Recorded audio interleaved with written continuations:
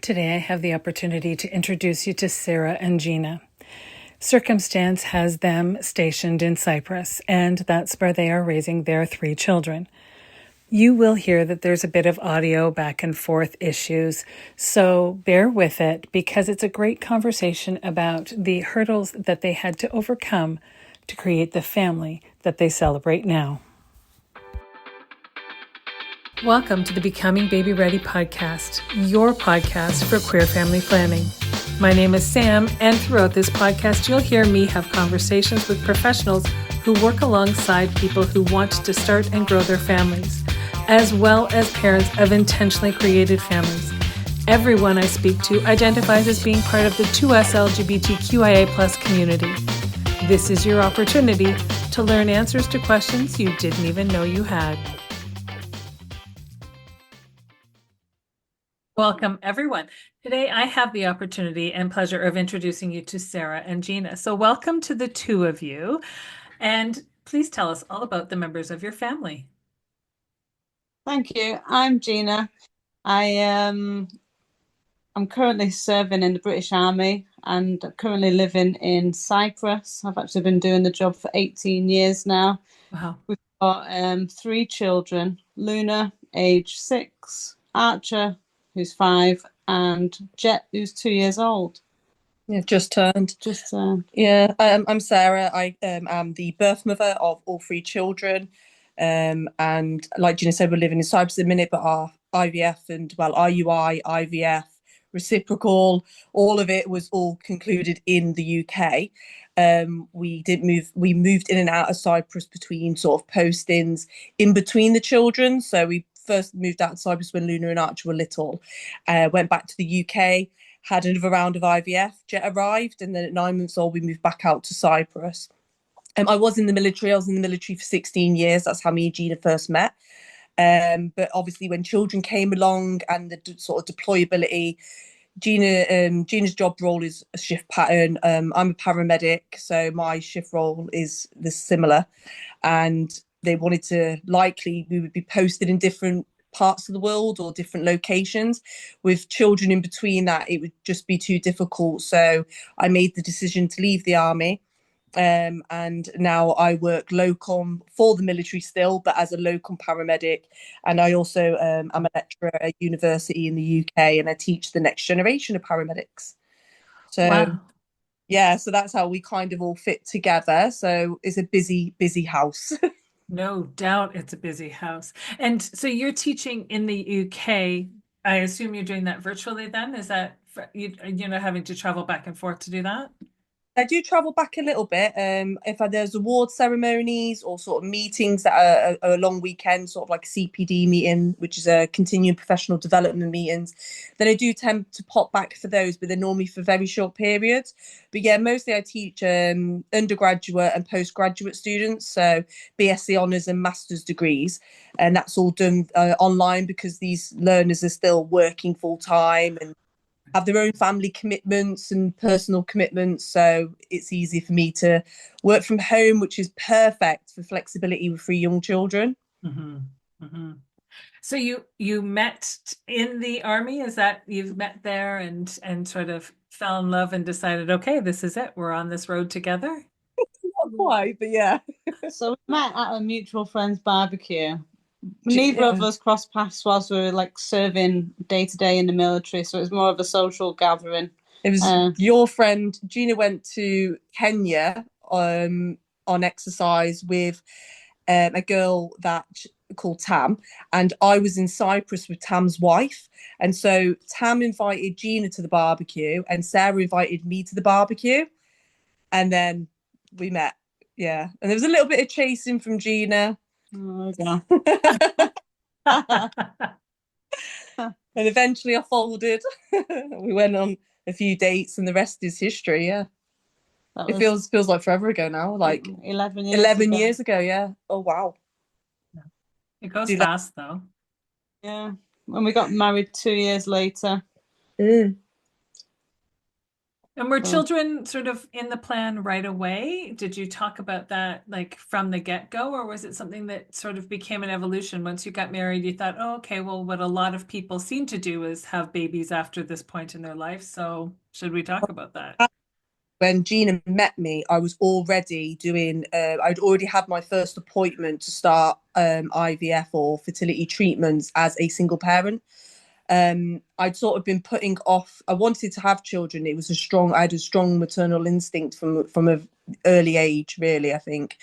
But I knew I wanted children. And in my sort of mid to late 20s, decided that I didn't need anyone else to do that with. I'm a strong, independent woman. I'll do it on my own kind of thing. So when Gina first met me, I was already on that pathway. And unfortunately for Gina, I didn't really give her many options. It was a case of, I'm doing this. And if this goes somewhere and you want to be involved, amazing, but don't feel as though you have to, because I'm quite happy to do this alone. So you'd made your decision that you yeah, wanted I was children. determined that I was having children, because I kept putting off IVF and fertility treatments consistently to pursue other areas of my career in the army. And I felt like I just was giving up too much at this point. I think I was 27, 26, and I just felt like I wanted to do it at a point where I felt ready to, and I was putting it off. So I was pretty determined when we met, and poor you had to kind of just get with the program. Yeah, it wasn't easy, I'm not gonna lie, but I think I slowed you down for 12 months, didn't I? Yeah, so I think I got 12 months out of you before you were like, no, this is it, let's just go for it. So then I was quite solid. I was like, yeah, let's do it. I'm a Sagittarius, a bit of a go with the flow kind of girl. So I was like, what's the worst that could happen? Stupid me, but No sleep. That's what could happen. But yeah, so we did speak about it. It was definitely quite early in our relationship. I think on our Which is first unusual. date. Yeah, which is unusual for us both as people, because we don't move fast in relationships at all. I was very much just kind of like, well, I'm not changing my mind and she's here, so we'll see where it goes. But we're not typically fast movers in relationships. We normally take our time to develop bonds with people, as like just in general, don't we? We're not. Yeah. But yeah, it felt right. I don't know why. It just did. It just felt like it was the right move to make. And so we both went forward 12 months later with our first appointment as a couple. And I'd always like thought of having children in the future, but being a lesbian, I don't think that really comes into your daily factors, because clearly you're missing an ingredient and you have to make effort to go out and do something outside of the norm to kind of pursue that. So I think I'd always wanted children. I could always see myself as a family unit, but you know, Sarah really made that quite clear in the fact that actually this is the route, this is how we can do it, which actually put confidence in that process for me. yeah, yeah. And it would. And to be fair, if you know going into it that this is at least the plan for Sarah, then you are making a decision eyes wide open. Do I want to get involved with this? Do I not want to get involved with this? I mean, you hear of people who get together and they're together for a period of time, an extended period of time, and then they start talking about having a family, and you see the relationships dissolve because one wants something and one doesn't. So you knew jumping in with 2 feet that this was the plan. We matched though, didn't we? When we spoke about it, we did come to a middle ground where we both, like, for example, Gina wanted children, and she wanted, we both wanted a large family. We both wanted multiple children. I really wanted to experience pregnancy, whereas that wasn't something Gina wanted to experience. And so that matched for me. That was fine by me, because then I felt like I was getting that experience that I wanted. And that was okay with Gina. She didn't feel like she was missing out, because that was something that she didn't want to experience. But she wanted the children, but she didn't want to do the pregnancy element.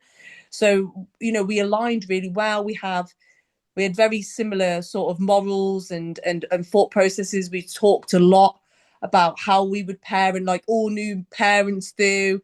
I'll never let the kids watch TV, and all the usual lies that you tell yourself. And we had those conversations, and we were really aligned in the way that we parent. we had similar childhoods, similar upbringings, and had learned valuable lessons on how not to parent from our parents. And again, that allowed us that sort of mutual, like agreement on how we would, break generational sort of issues and parent in a way that was kind and considerate and just for us and just right for us. So we really did know that, no matter whether we waited, whether we started, however we went about it, that we were on the same page with a lot of what we wanted to achieve in regards to IVF or fertility and pregnancy and having children. So it felt right, even though it felt early, if that makes sense. I feel like as women, we always are on this biological clock anyway, aren't we? So by this stage, we're talking, we're 27, moving up and thinking, well, actually, 35 is it feels like a bit of a cut-off, doesn't it, the 35-year-old? So you're not talking about a great deal of time. So I think if we'd have met a lot sooner, I don't think we would have probably been having them difficult conversations straight away, but just as look at it, we probably met each other at the right time. Yeah. There are lots of decisions to be made. And Sarah, you said you started down this path before you even met Gina with looking at IVF and having the appointments and things that you needed to do to set things in motion for yourself. But there are decisions that need to be made, and not just whose uterus you're going to use in the case of a two uterus household, but as you say, Sarah was the one to carry. Gina wasn't interested necessarily in embarking on that path for herself. But what about donors and reciprocal versus your own eggs? How did you make those kinds of decisions? We kind of didn't. It kind of got made for us to some extent. Originally, we went for an appointment in a UK-based IVF clinic, or fertility clinic being the better term, that was local to us, because you are commuting a lot. And although there were probably places that had better success rates, in all honesty, when it comes to the cost alone of IVF or of fertility treatments, factoring in travel time, commute, and discomfort for procedures and stuff, time out of work, it's quite a logistic nightmare, isn't it? So we picked a fertility clinic that we weren't particularly happy with, but was close by, to be honest. And we had quite a horrible experience, if I'm perfectly honest. I did anyway, where we were pressured. I was pressured into having a hycosi. Just for those that don't know what hycosi is, it's where a dye is flushed through the sort of your fallopian tubes and your ovaries to check for blockages. I was 27. I had no health conditions. My BMI was within a normal parameter. There was no complications from family history. There was no requirement for me to have that hycosi. I was in considerable pain, and we had to pay for the pleasure of me being in pain. And in hindsight now, knowing what I know, having matured, and I think, wow, like that was a money-making scheme and it was unnecessary. And that was sort of our first bad experience that continued, unfortunately. We were then pressured or convinced that IUI, so intrauterine insemination, would be the best course of action for me and Gina. And being new people to fertility journey, and at this point, me and Gina had no friends that wanted children or were having children. We had nowhere to go for information. The military, as great as it is still, is much better now, but back then they were still very unsure on how to guide or advise us as well. So we literally were going in just on hopes and dreams, in all honesty, with very little information that could be found online. So we agreed to this IUI. We spent a considerable amount of time looking through the list of donors that clinic had available, reading the letters that so in the UK, you don't get a photo, you get a general description. So the person writing the pen picture will describe the characteristics as they see them. And any distinguishing features will be noted. And then the donor will write a letter that's intended to the children at the age of 18.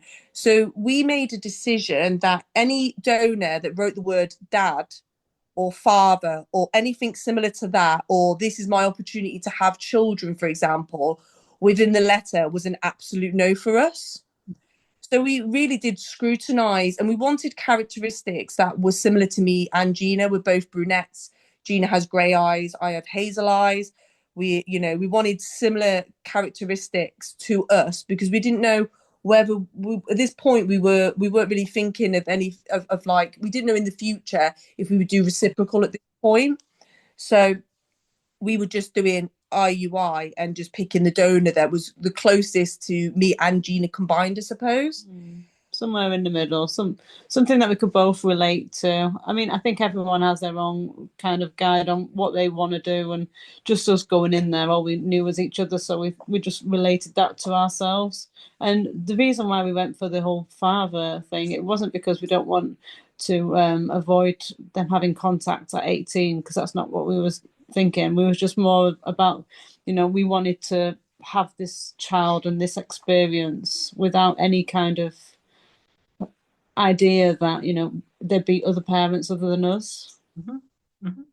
So yeah, that was, it just suited what we were looking for better for us. But yeah, at this point we did 3 cycles of IUI, and it was a really difficult time actually, because another girl that I was serving with was using the same clinic, and she got pregnant with twins on her first attempt of IUI.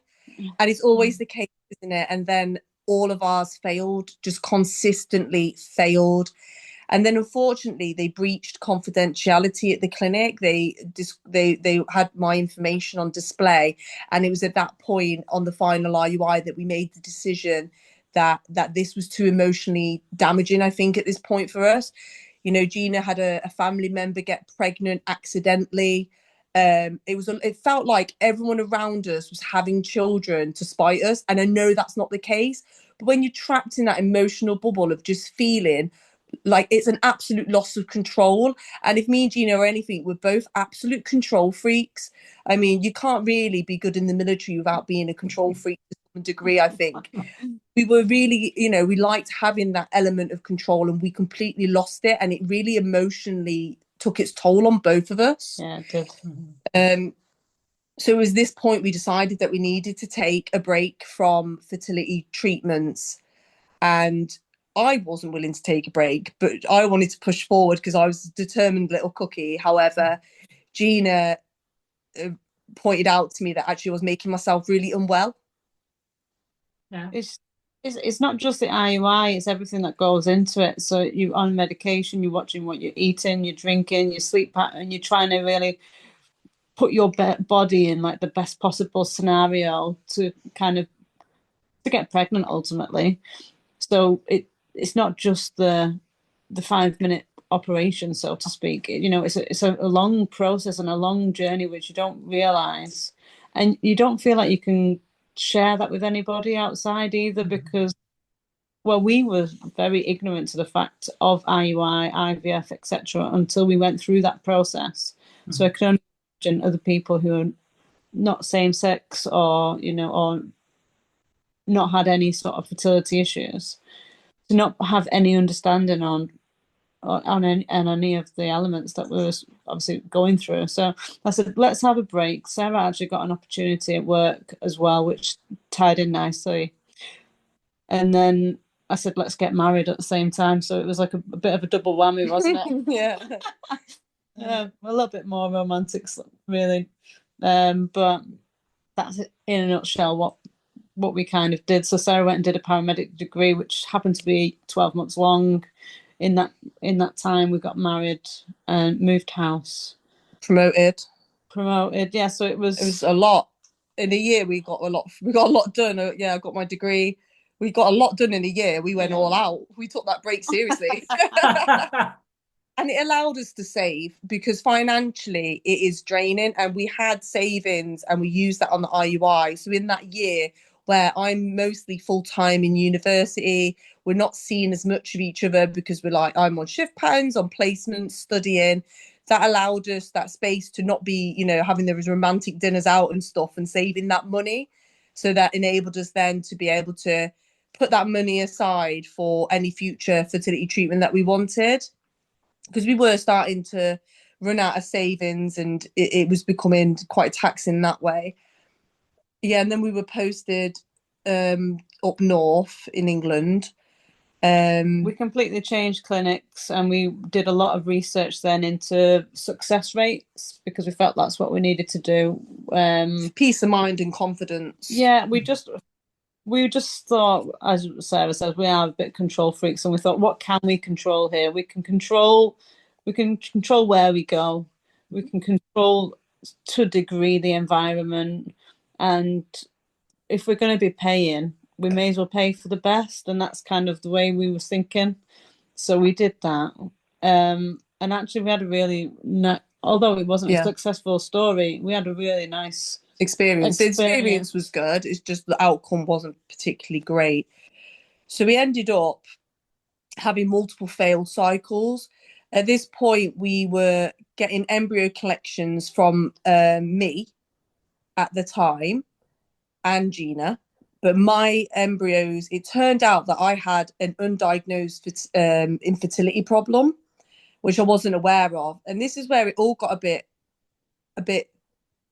we felt a bit let down, really, because with, how to put it? So if I was a heterosexual woman in a relationship with a male, and we were trying for a child, and then we were unsuccessful, I would go get a blood test, fertility tests, and they would have identified that I had something called low AMH.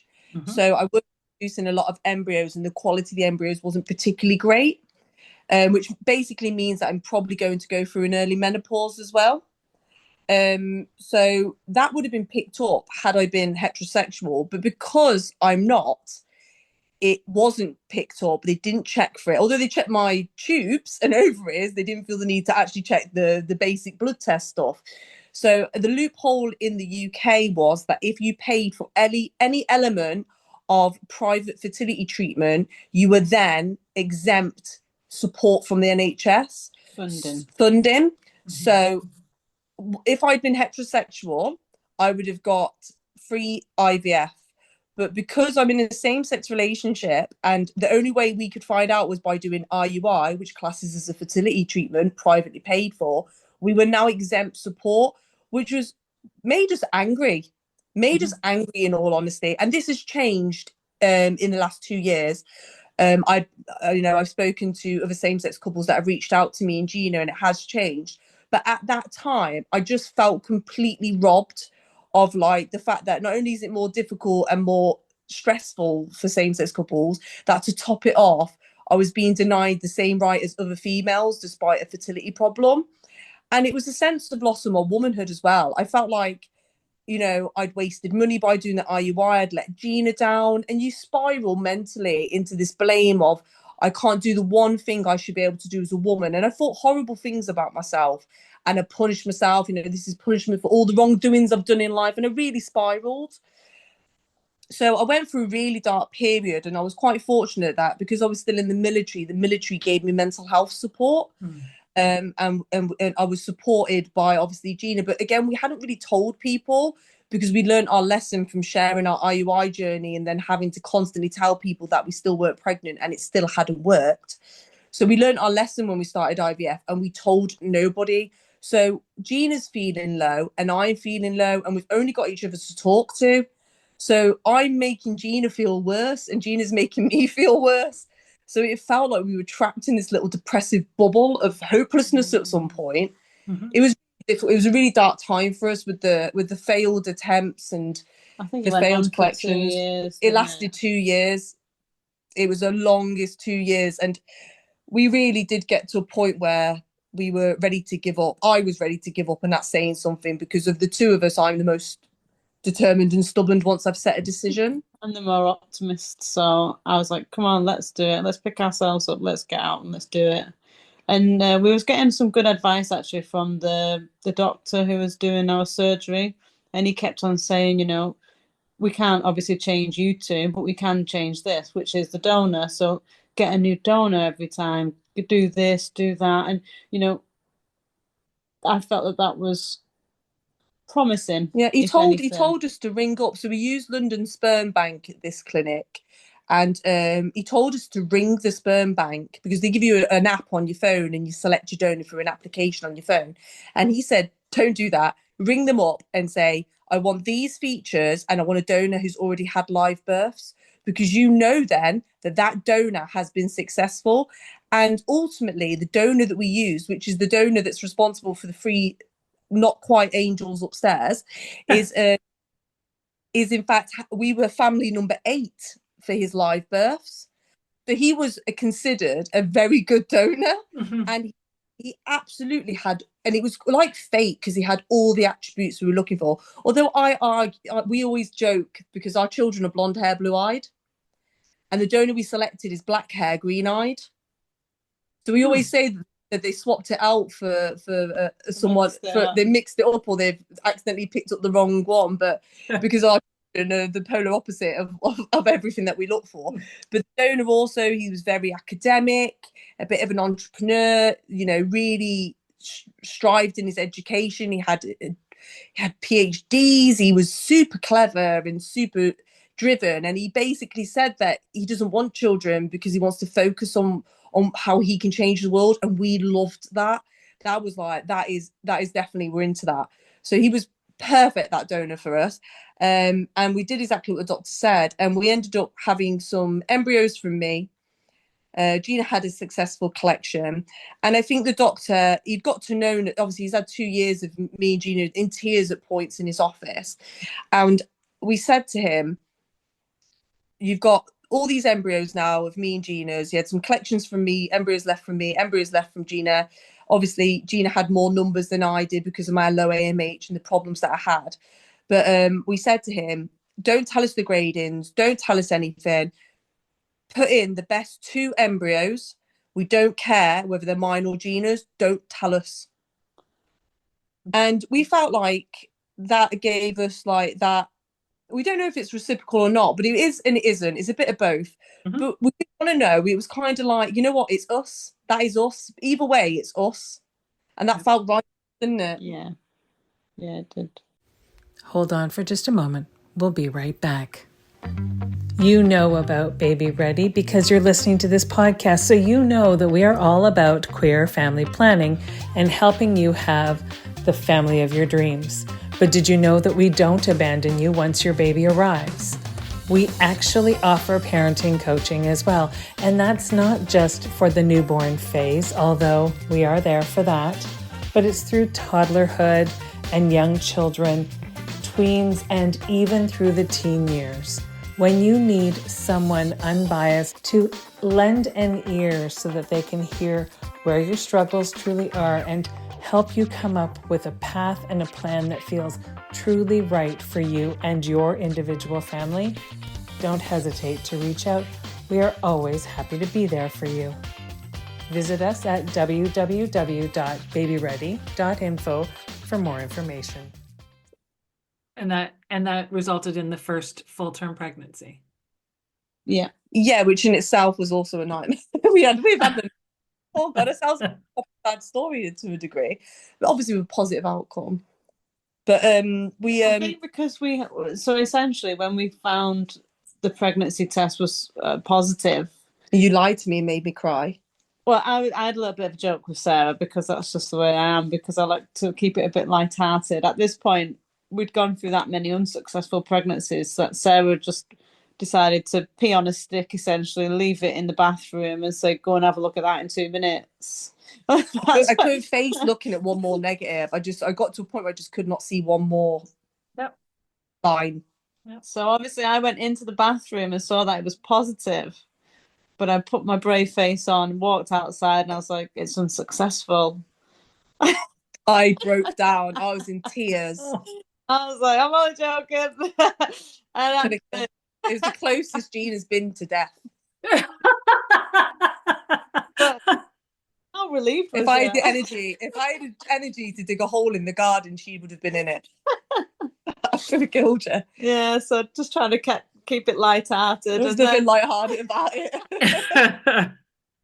Still up there in one of the top 3 worst things you've done to me. Oh no, I've done worse. But yeah, so that was actually really positive, wasn't it? But then the worry just creeps in from there then, doesn't it? So it's like, oh my God, we're going to keep this, We went and did the 7-day scan. Oh, it was before the 7-week scan, wasn't it? So we, at 6 We had weeks. a heartbeat scan. We got a heartbeat scan included in the IVF package. Yeah.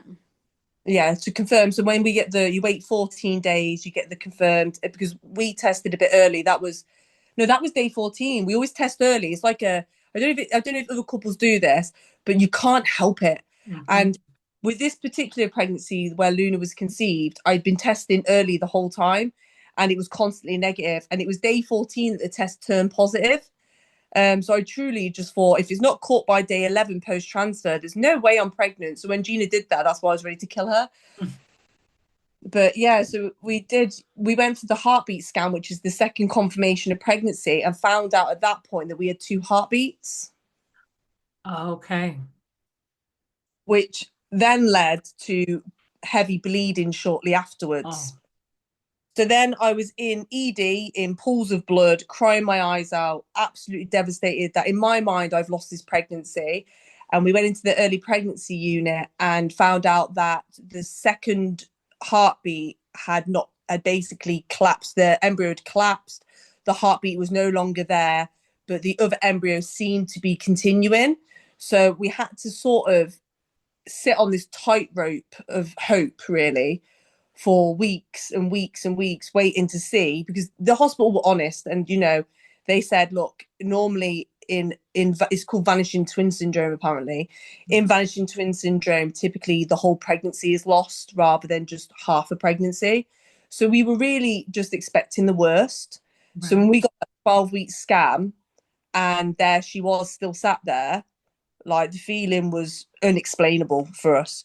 We were a bit upset about the loss. I think it was a weird situation. I don't think we really dealt with that until a lot later on, because we were just so relieved to have one that we didn't even really consider that we'd lost one at the same time. So I think it was more of a relief, which is, it's hard to imagine now, but it was more of a relief that we had something rather than lost both. I think it wasn't until a lot later on, actually, that we realised. I think once she was actually born, a little bit later, once we got a little bit of sleep and a bit of a routine, we was actually like, well, wait a minute, now let's process what has actually happened to us. And I think it wasn't until really late on that we even had the space to think about that. Luna's aware of it as well. We talked to Luna about it because I researched it, because my job role, just can't help myself about researching every inch of everything. So I looked into vanishing twin syndrome, and I found some cases where the twin that survived had a feeling of loss, like a part of them was missing that they couldn't explain because they were unaware they were a vanishing twin. So they always felt like something wasn't right, but they couldn't put the finger on what it was until they later discovered from the parents they were a vanishing twin. So I made a decision that it's in Luna's best interest to always have awareness of that. And she talks about her twin, which is sweet and sad in the same breath. Like, she's, she doesn't know. She assumes that it was a sister. In her head, she was having a sister because it's all she wants. She's surrounded by her 2 brothers. Someone to play dolls with her. So in her mind, she's decided that it was a girl, even though I've told her that it was too young or not as developed enough, and we've had that conversation. But she's told me she knows it was a girl, and I believe her if she says that. And it's nice for her because she knows. And so if that feeling of what's missing ever surfaces for Luna, she'll already know what it is, and she can come to me and say, Mummy, I'm missing my twin. I can feel that. I feel like something's missing, and I think and we can then deal with it, rather than her be unaware and feel like something's been lost that she doesn't know what it is. I think we made a decision from early on that we would never conceal anything from the children. No matter how tough the conversation is, we wouldn't conceal that, and we'd try and talk about it and try and just be open and honest about everything. With regards to the IVF, the donor, every element of everything, really. And I think we've actually something that we've really stick to. If we make our mind up about something collectively together, usually we do stick to it, don't we? Yeah, we are very solid with that. So yeah, it is important for us to have that kind of open and honest conversation with the kids, and we hope that obviously that'll continue into the rest of their lives. But I mean, who knows what happens in the future.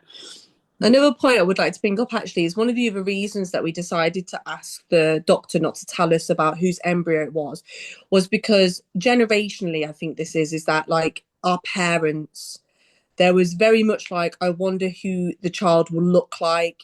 Is it from my side of family? And I do think it's generational. I don't particularly hold it against the family, but you know, Gina has sisters, I have sisters.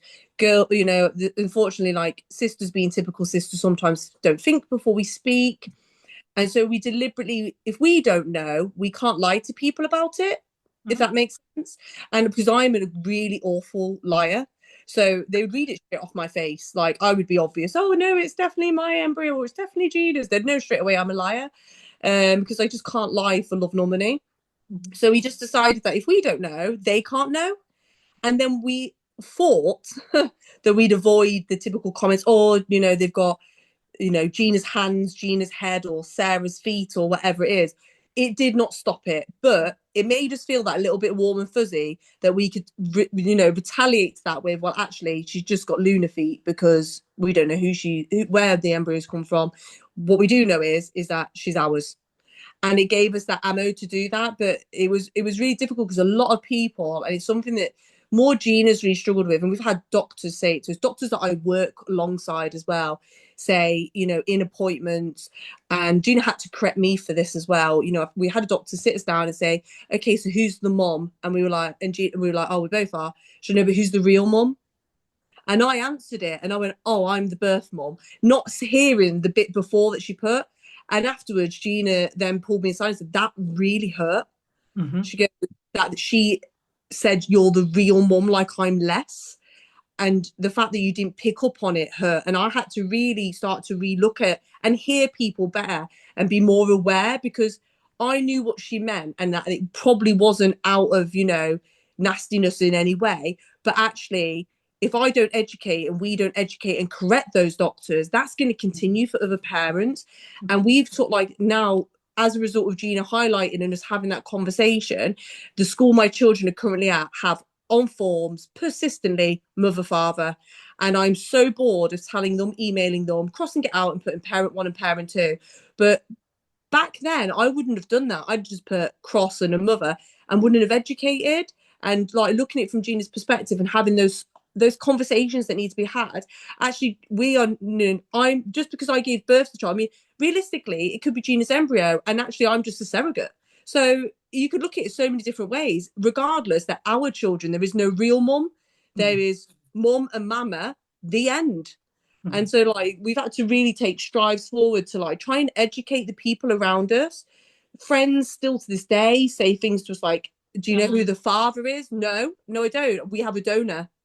And having to have those, having the, what's I'm looking for, like the confidence to have those difficult conversations and advocate for ourselves.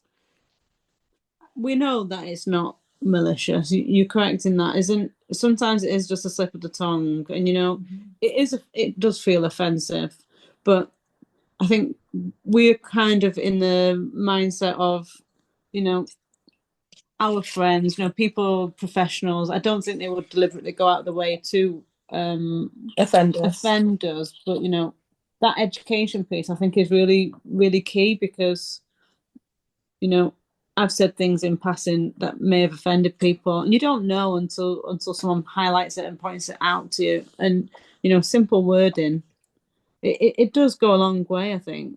So yeah, no, it's good that you brought that up. Yeah, we do try and do that. And the same with family as well. We're very solid with family when they say things like, oh, you know, she's the double of Gina or he's the double of Sarah. We're very much like, you know what, our child looks like our child. They're their own unique little person. They look like themselves. They look like they're perfect, happy, loud, disastrous little selves. And there's no, you know, and I get that it's nice to hear that children have attributes that relate to you, but sometimes by allowing that to happen, it ostracizes the other parent or makes them feel less. I mean, like, my sister's recently had a baby, and I thought maybe it was just the same sex thing and that we were being sensitive. But actually, my sister said that someone said the other day that her baby looks like just like her boyfriend, and she got like, well, doesn't she look like me at all? And she felt that, and that like, oh, okay, so it isn't just as necessarily same sex thing, but you know, we're being more mindful. It's hard, isn't it? It's a hard situation, but I think it's something that we're trying to work on, making sure that we let people know that we feel a certain way about that. It doesn't have to be confrontational, just kindly saying, you know, I appreciate that that's a kind comment, but you know, we try and look at it this way, as to not offend or upset someone else. And so we've had to do that in elements of building our family. Luna was quite a difficult birth as well, so she's still a little madam now, sassy, stubborn, double of me and Gina in stubbornness and determination. Like there's days where her back answering at 6-year-olds impressive, in all honesty. Like just literally an hour ago when I was putting to bed, that girl has the last word and she wins, and that it drives me mad. She sits, I'm like, oh, when she's 16 I'm gonna suffer, I'm gonna move out, yeah, I've had enough. But yeah, she as per Luna's little personality, it was a very difficult labour. It's again first time parent experience. Gina felt like an absolute spare part. I decided to go into labour for 48 hours. Gina was exhausted. Yeah, you was. Ending off of an C-section. Luna got stuck in my muscles. They forceps through the abdomen, which apparently was the first time they've done it.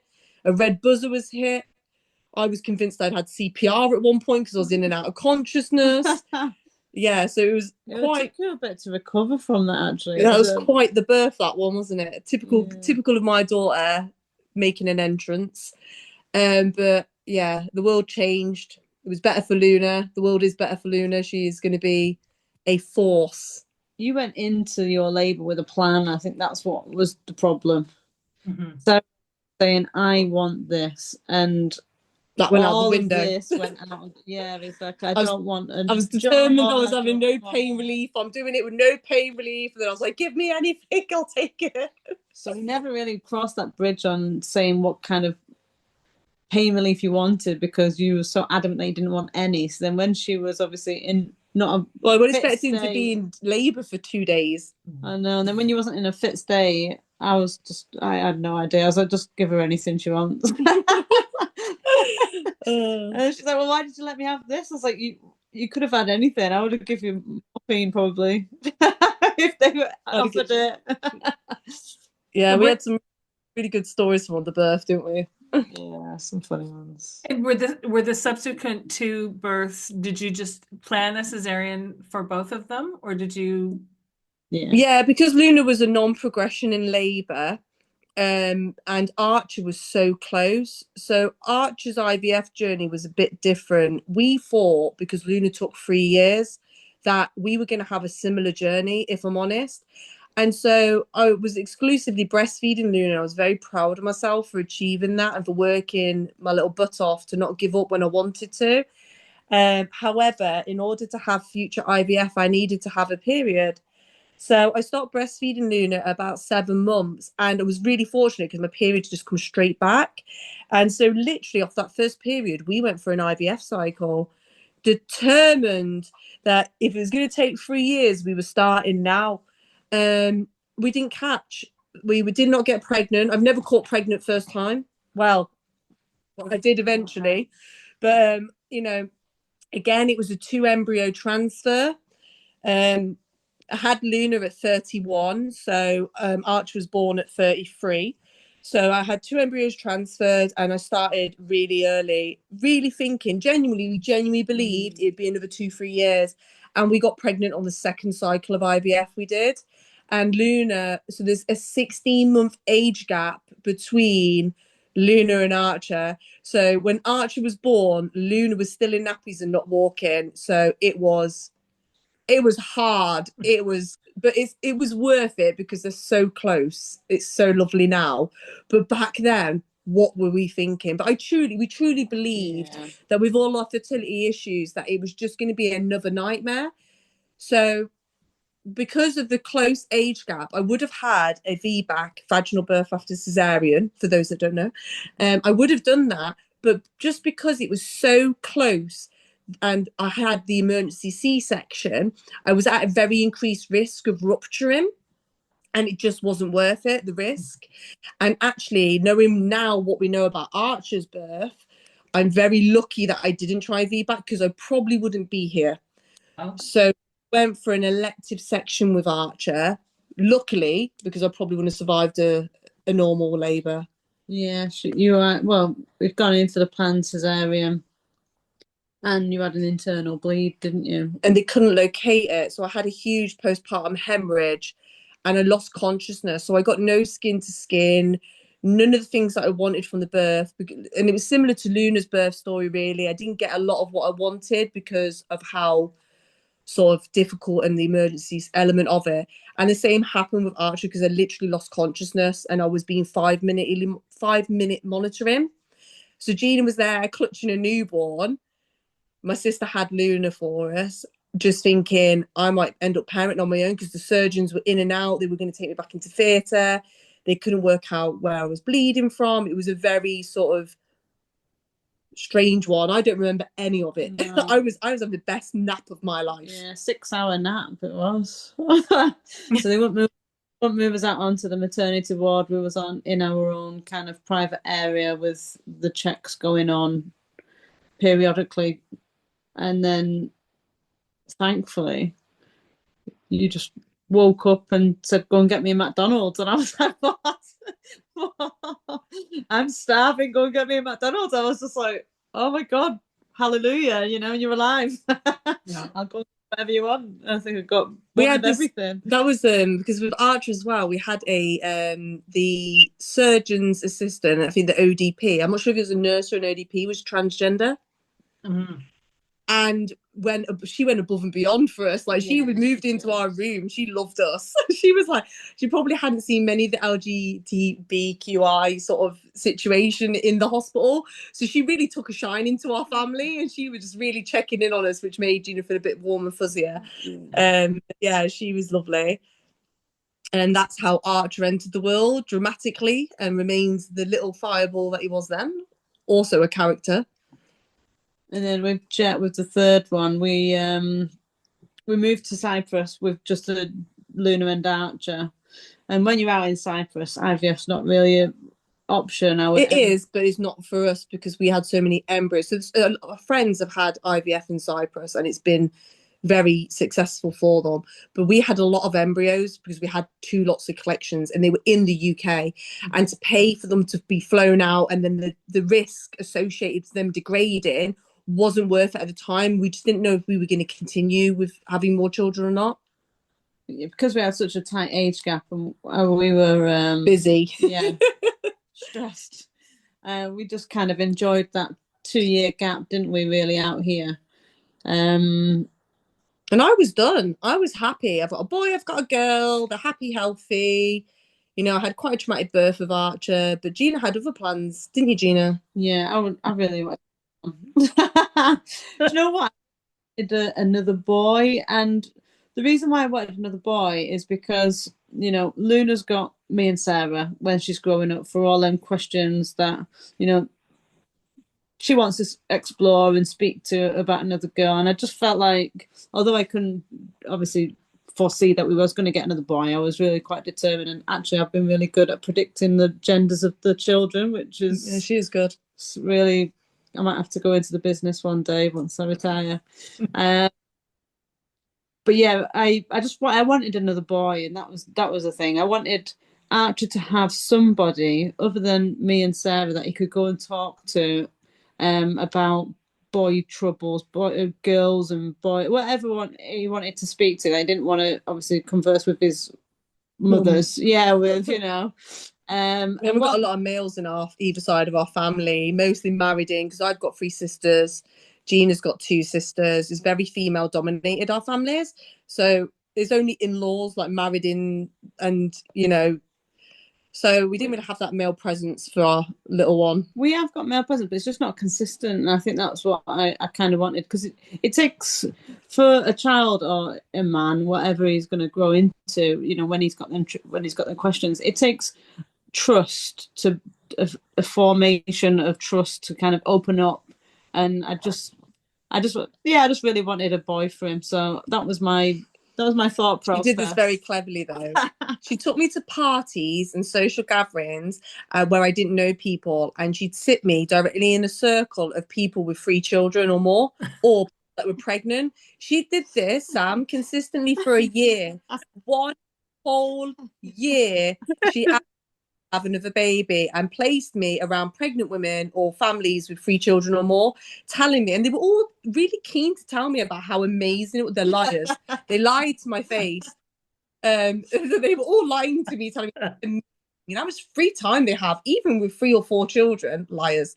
They sold me the absolute story, they did. Yeah. And so by the time we got back to the UK, I was like, if it stops you asking, yes, we'll do it. It wasn't. I was like, do you know what? Let's try it one more time. If it catches, it's fate. If it doesn't, I'll leave it. And I thought I was onto a winner here, because I've never gotten pregnant on my first round of IVF. So I thought, Gina, you've just put your foot in it, love. Wrong was I. Straight away, 4 days after transfer, on Luna's birthday, I got a positive pregnancy test. I was like, worked first time. I was like, see, I knew it was destined for another life. And you're so lucky. You are super lucky. Wow. And it was a boy as well, so I was literally overjoyed. Sarah, you wanted another girl, didn't you, to be fair? But I was adamant I wanted a boy. But yeah, I picked in my head what I wanted, and I don't know how. Manifested. Yeah, it just formed into exactly what I wanted, which was really nice. Yeah, and that was a perfect birth. Everything I wanted. I had a female surgeon. She was so compassionate. I got all the skin to skin. They preempted for postpartum hemorrhage, so they gave me oxytocin so I didn't bleed out. They played music for me. They dimmed the lights. I asked them not to clean my son, not to weigh him, not to cut the cord, just to leave him alone and put him straight on me. And they completely facilitated that. I had the longest uninterrupted skin to skin with Jet. It was amazing. The cord was completely white. Gina got to cut the cord for the first time on our last baby.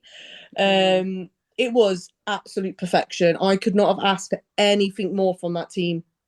That's amazing. And it took 3 children, but I got my perfect. Yeah. So yeah, all kind of won in that element, didn't we?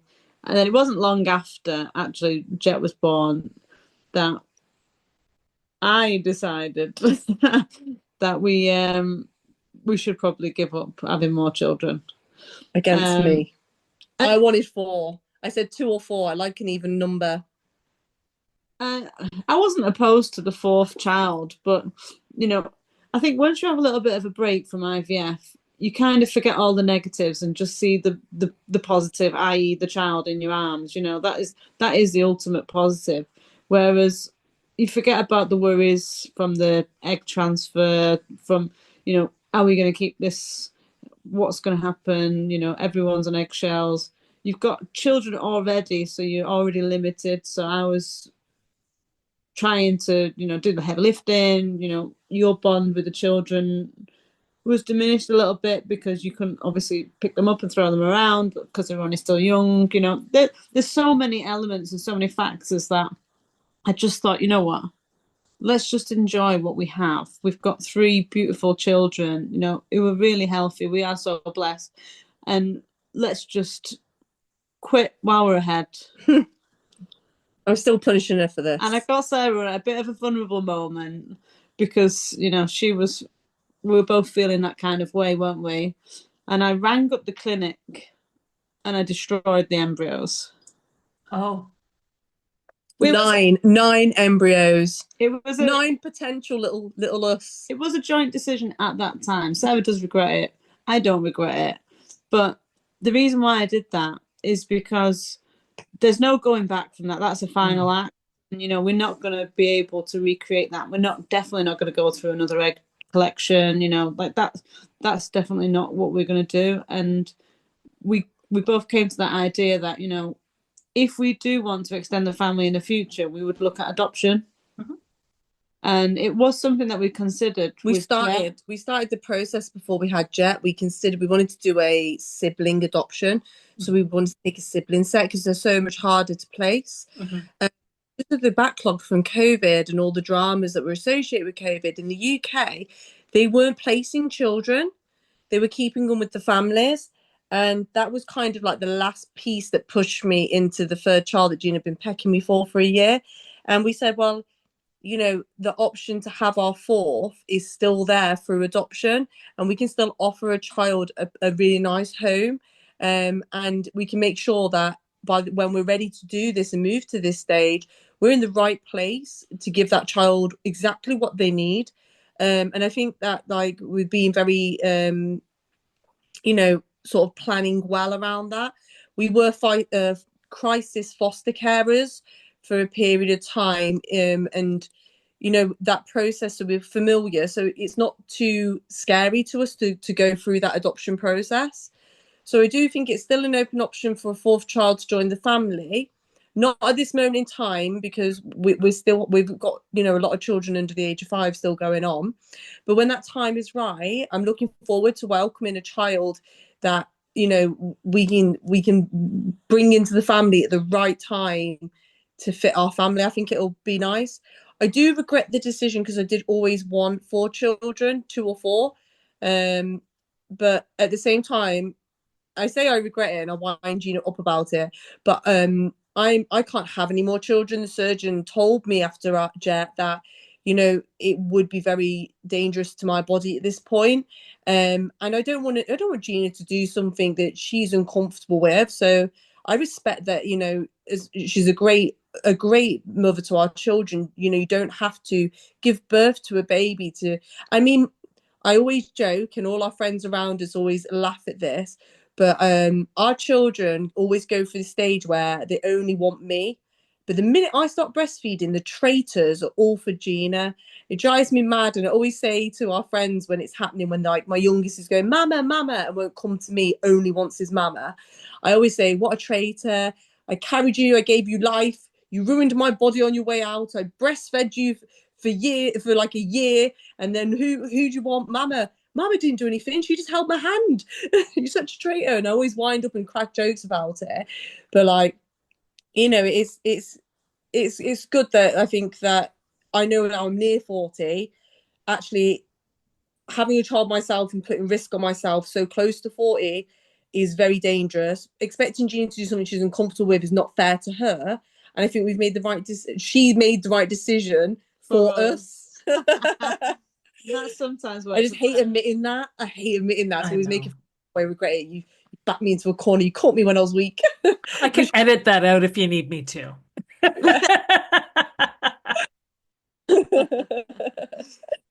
So yeah. Wow.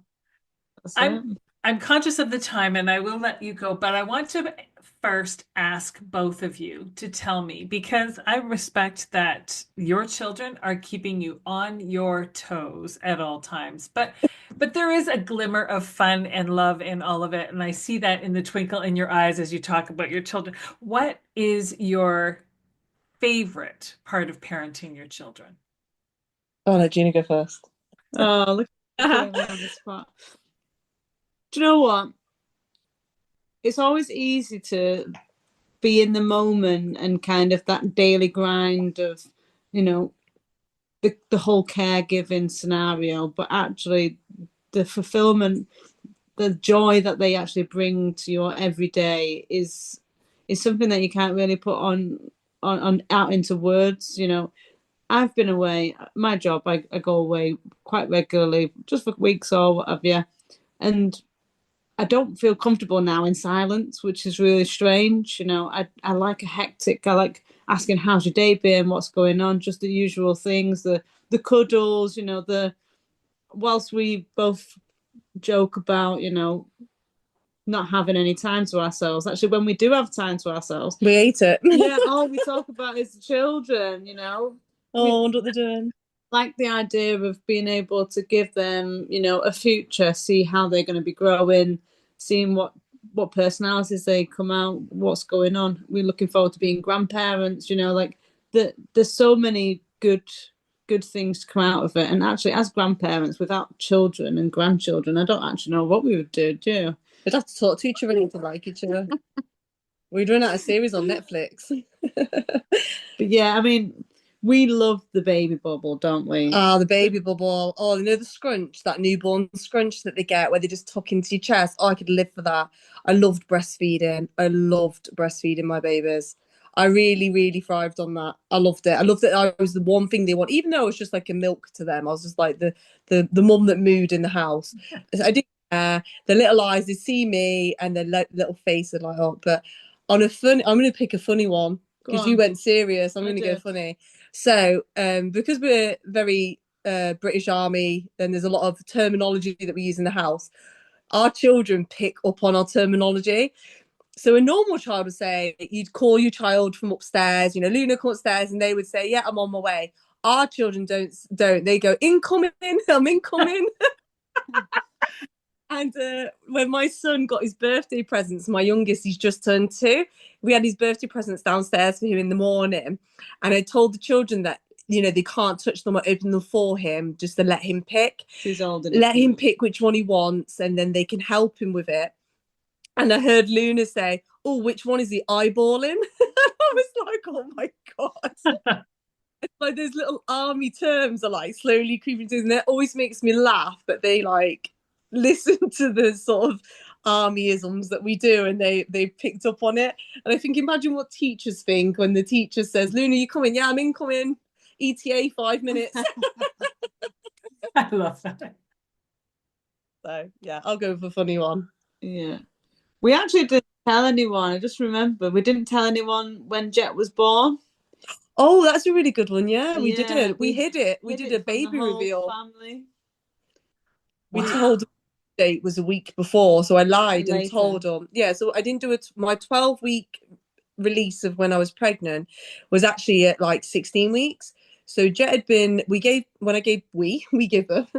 Well, we did. We gave birth to Jet, and a week later, my family, Gina's family, my family, all thought they were coming to the baby shower to find out and do a gender reveal. And we've actually got the video, and they literally all look like their brains have left their bodies. But we walked in with the baby. They all did. We played all the shower games. So guess the weight, guess the name, guess the gender. They all did all the cards and everything. I went down and did the entertaining, and we knew that if we took the children, there's no way on earth that secret would be kept. So it was actually quite difficult for Sarah, but Sarah stayed at home. It wasn't far away from the venue. Sarah stayed at home with all 3 children. And then I had one of my friends was in on it who lived nearby. And I said, right, you play this one game. I'll go and get Sarah and the kids, and we'll walk in together. And then if you can tell everyone that it's going to be the gender reveal. So we dressed Jet up in all blue, and everyone thought that it was a doll. It was a doll. So we'd gone in with a baby doll, and they've gone, hey, it's a boy, well done. And nobody had any idea that he was real. So we was like, I had to actually announce, like, no, this is our baby. He was born last week. And everybody, there was just silence. They were just so shocked. Yeah, but we had that 1 week where absolute bliss. No guests, no intrusions, just me, Gina, the kids, and the baby. Perfect. The best week ever. Yeah, I was really shocked at how nice it was, because as soon as you have a baby, you have all the family around. Everyone wants a turn of holding the baby, and they're never really that helpful. Whilst they believe they are being, you know, you've then got to wash up 6 cups because everyone wants a cup of tea, and I don't know, it's the same over yours, but and everyone has tea, so you're just up and down and running around. It seems to be more of an hindrance rather than anything. So actually we captured everyone in one sitting. Everyone had that look at, this is the baby, here's the meet and greet. No one stayed over at our house. Everyone then left. It was amazing, and we were then still like trapped. And to this day, if I could go back in time and do it for all 3 of the kids, it would have worked, because they wouldn't have believed me after the first one, but I'd have done it. Yeah, so that was actually the thing that we did. That is brilliant. And it's something that I tell people, and I'm teaching a prenatal class now all the time, is you're going to want the extra pairs of hands at some point down the road when the person who's going back to work goes back to work in your home, especially if there's more than one child. So if somebody's got to come and spend time with you, that's the time to do it after, but give yourselves time to just enjoy being your little unit, family unit of Yeah. just yourselves, so you can get to know each other, right? Yeah, it's precious time. It's skin to skin. It's bonding. It's introducing to the siblings. It's a beautiful time. Wow. And that's good advice. Like I always say to the paramedics and the people that I work with, like just to listen to women, listen to what they're saying, what they want, let them communicate with you. Make sure that birth experience is the best experience it can be, and just make sure you're being respectful, sensitive in your communication, and treating everyone with compassion. It's so important that everyone has a good experience when it comes to these sort of sensitive subjects. So I do think like bonding and spending that quality time and just hearing your body and listening to what you need is so important. I fully agree. And that's a pretty great note to say thank you very much to the two of you for sharing your story and your family creation journey with us. It was a roller coaster for sure, but you've got three wonderful children out of the whole journey. So Oh yeah. Yeah, it was Thank you. we wouldn't have changed it for the world. No. absolutely. Without lows there can't be highs. Absolutely. Absolutely. As a queer individual with colonial lineage, I want to first acknowledge the land upon which I live and work. Being from what is now known as Burlington, Ontario, I recognize the original ancestry of these lands as they span from Lake Ontario to the Niagara Escarpment and beyond. These lands are steeped in Indigenous history that benefits my community every day. The territory is mutually covered by the Dish with One Spoon Wampum Belt Covenant, an agreement between the Iroquois Confederacy, the Ojibwe, and other allied nations to peaceably share and care for the resources around the Great Lakes. I would like to acknowledge that the land on which I stand is part of the treaty lands and territory of the Mississaugas of the Credit. The land dictates everything about our ways of being. Particularly, the land teaches us about fluidity. Concepts of the binary system and heteropatriarchy were imposed by the colonials who were, at the same time, removing children from their homes, families, and all that was familiar to them. These same children were divided by the only two prescribed binaries recognized by the settlers, and they were forced to conform to a performative, gendered falsehood. The land doesn't operate under binary thinking. It is diverse, complex, and unpredictable at times. Rather, the land holds us and all of our remarkable pasts and identities. Every organism and spirit has a purpose. It is from this understanding that I strive to live and grow. Thank you for joining me today on the Becoming Baby Ready podcast.